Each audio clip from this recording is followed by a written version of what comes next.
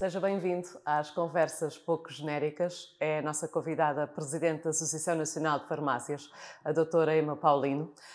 Obrigada por ter aceitado o nosso convite. Seja bem-vinda. Obrigada eu. Vamos olhar para os medicamentos genéricos e nesse contacto tão próximo que os farmacêuticos têm com os doentes.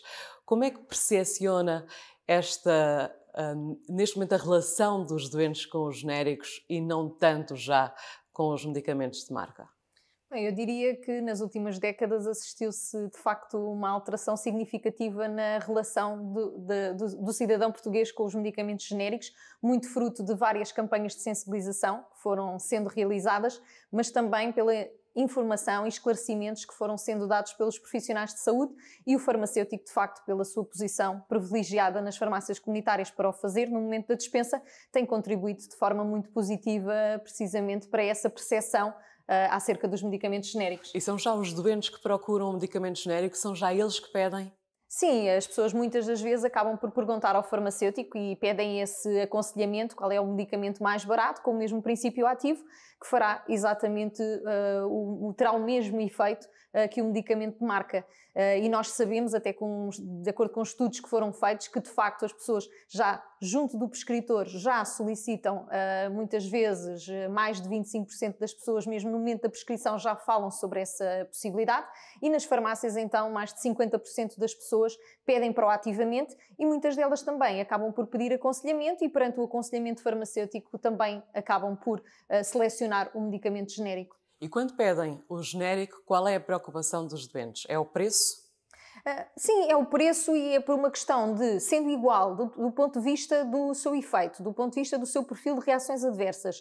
É um medicamento que tem toda a segurança, que tem toda a qualidade, não faz sentido estar a pagar mais por um medicamento que se pode, de facto, aceder de forma mais barata. E, portanto, é isso que está maioritariamente presente e nota-se também, de facto, na seleção das pessoas, quando existem maiores diferenças de preço entre o medicamento genérico e o medicamento de marca, que há uma maior probabilidade da pessoa de facto selecionar um medicamento genérico. Quando as diferenças de preço também já não são tão significativas, poderá não haver esse incentivo adicional.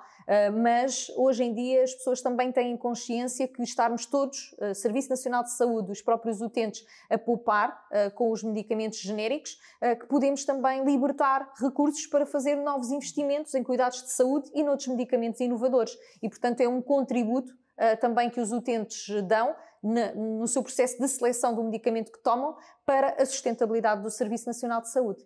Mas ainda há quem tenha dúvidas. Sim, ainda existe uma franja, eu diria que 15% da população, até de acordo com últimos dados, que mantém algumas dúvidas e é sobre esses 15% que temos de continuar a trabalhar numa perspectiva de esclarecimento. Mas quais são os principais receios ou dúvidas, questões que essas pessoas têm ainda?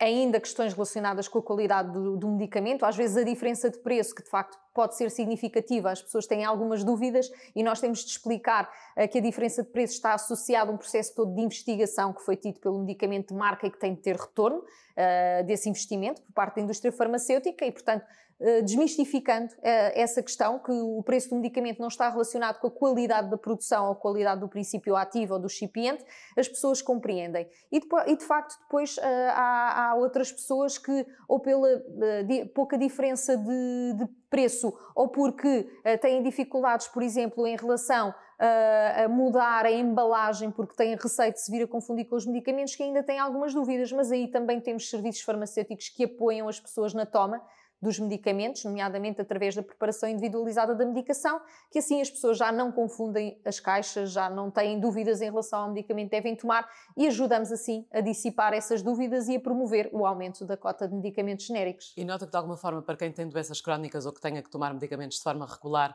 essa preferência pelos genéricos é ainda maior? Porque a dependência desses medicamentos é maior?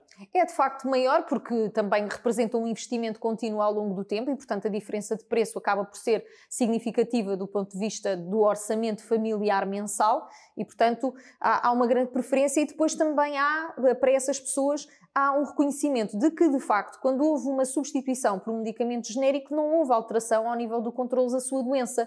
E, portanto, as pessoas acabam por comprovar por si próprias, não apenas pelos estudos científicos, que, de facto, um medicamento genérico produz o mesmo efeito e, portanto, que, podendo pagar menos, essa seleção é uma seleção ajuizada. E vão continuar a preferi-lo.